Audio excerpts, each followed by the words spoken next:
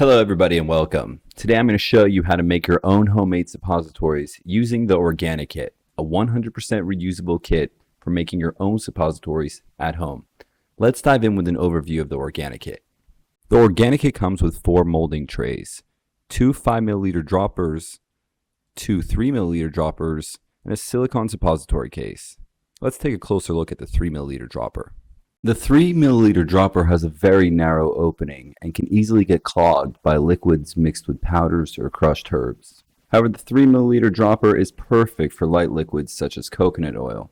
It's also important to note that the dropper should never be used with hot liquids, as they can melt the dropper. Each dropper can be taken apart to make washing easier.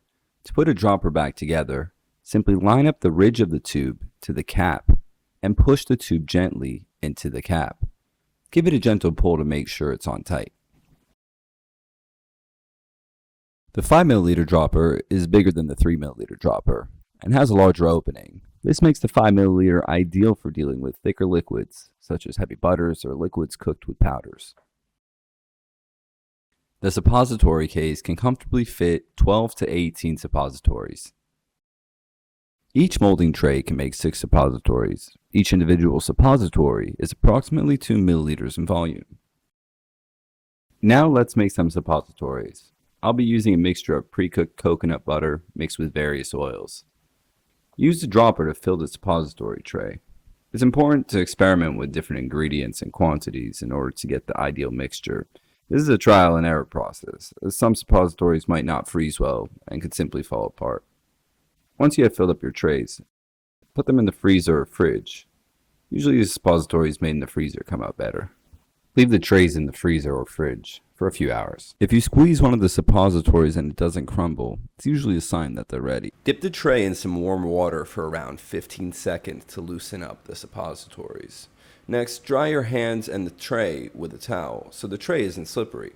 Next, pop out the suppositories. If the suppositories are still stuck, just repeat this process a few times until you get the perfect timing for your mixture. Another way to loosen suppositories is using a microwave. Put the suppository tray in the microwave for 10 to 20 seconds. Alternatively, you can leave the tray in room temperature for 10 to 15 minutes. The ideal amount of time for both the microwave or leaving it on a counter really depends on the ingredients used to make this suppository. The ideal time is best determined with trial and error. Once the suppositories are no longer completely frozen, pull on the sides of the tray to loosen up the suppositories. Next, simply push the tips of the suppositories to slide them out. If the suppositories are still stuck, keep them a little longer in room temperature. Alternatively, you can loosen the suppositories by gently pinching the suppository tips, using your hands or a tissue. Lastly, you can place the suppositories in the suppository case and store in the refrigerator. For a quick cleanup, you can gently clean the droppers and tray with some water, soap, and a narrow bottle brush.